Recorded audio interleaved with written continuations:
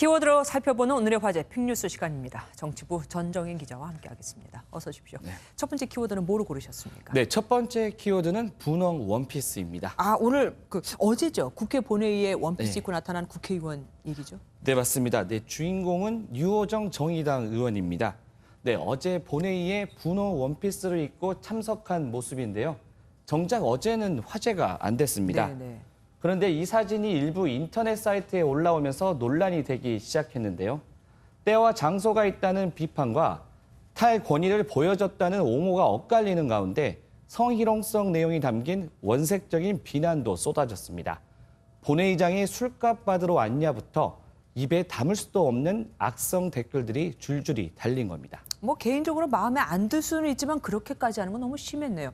그래서 류 의원 측은 뭐라고 반응했습니까? 네, 유호정 의원은 국회 권위가 영원히 양복으로 세워질 것은 아니라고 생각한다며 자신의 원피스로 인해 공론의 장이 열렸다고 말했습니다. 특히 성희롱성 발언에 대해서는 원피스를 입어서 듣는 혐오 발언은 아니라고 지적했는데요. 국회 개원 당시에는 양복을 입었었는데 그때도 성희롱 댓글이 있었다는 겁니다. 네, 정의당도 논평을 통해 강력한 유감을 표명했는데요. 한번 들어보겠습니다. 중년 남성의 옷차림은 탈권위일 수 있고 청년 여성의 옷차림은 정치적이지 못하다고 평가하는 태도는 이중잣대에 불과해 불편함을 감출 수 없습니다. 지금은 2020년임을 말씀드립니다. 네, 동료 의원들의 지지 발언도 이어졌습니다.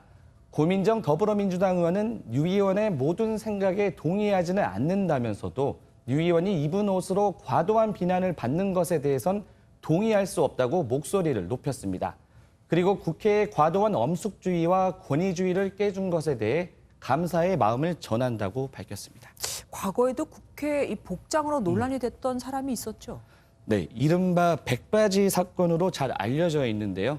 지난 2003년 유시민 노무현재단 이사장이 국회의원에 당선되고 선서를 하러 국회 본회의장에 왔는데 당시 양복을 입지 않았습니다. 네, 캐주얼 재킷에 노타이 그리고 흰색 바지를 입고 단상에 올랐는데 당시 의원들이 복장이 불량하다며 거세게 항의를 한 겁니다. 결국 유 이사장은 그날 선서를 하지 못하고 다음 날 양복에 넥타이까지 맨 채로 선서를 했습니다. 국회 복장 논란이 17년이 지났는데도 여전히 되풀이되고 있는데요. 그런데 사실 국회법에는 국회의원의 복장을 별도로 규정하고 있지는 않다고 합니다. 네, 다음 키워드로 넘어가 보겠습니다. 민주당판 님비, 이건 뭡니까? 네, 어제 정부가 대규모 주택 공급 대책을 발표했는데요. 그런데 공공임대주택 공급이 발표된 지역구 정치인들이 잇따라 공개 반발하고 나섰습니다.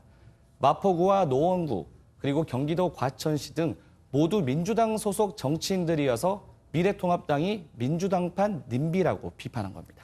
자기 지역에 추가 주택이 건립이 되면은 더 좋을 것 같은데 왜 반대하는 겁니까? 네, 마포구에 지역구가 있는 정청래 의원은 이렇게 말했는데요.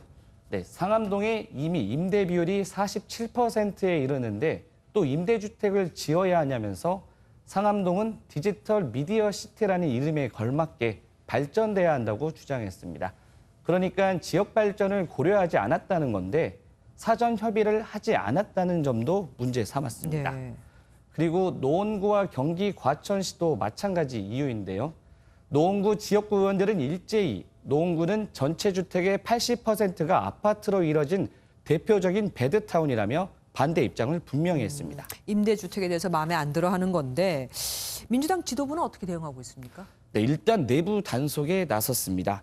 조정식 민주당 정책위 의장은 기자들에게 지역 주민들의 반대하는 여론을 의식할 수밖에 없는 의원들의 입장은 이해하지만 내 지역은 안 된다면 곤란하다고 말했는데요.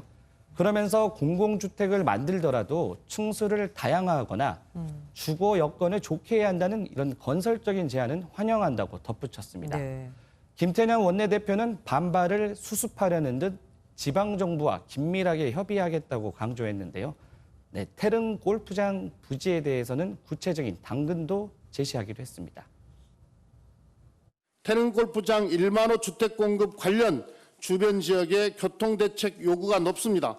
교통 인프라를 완비한 상태에서 주택 공급이 시행될 수 있도록 정기국회에서 관련 정책과 예산을 살피고 또 반영하겠습니다. 네, 그리고 윤우덕 민주당 부동산 태스크포스 단장도 오늘 긴급 당정청 회의를 소집하며 사태 수습에 나섰는데요. 윤 단장은 반발 지역 선출직 공직자분들과 더 소통하고 협의해 나가기로 했다고 밝혔고, 불협화음 논란이 일었던 서울시와도 재건축 방향이 일치한다는 것을 확인했다며 앞으로 적극 협의할 것이라고 밝혔습니다. 사실 지금부터가 시작이죠. 앞으로 잘 지켜봐야겠습니다. 지금까지 전정희 기자였습니다.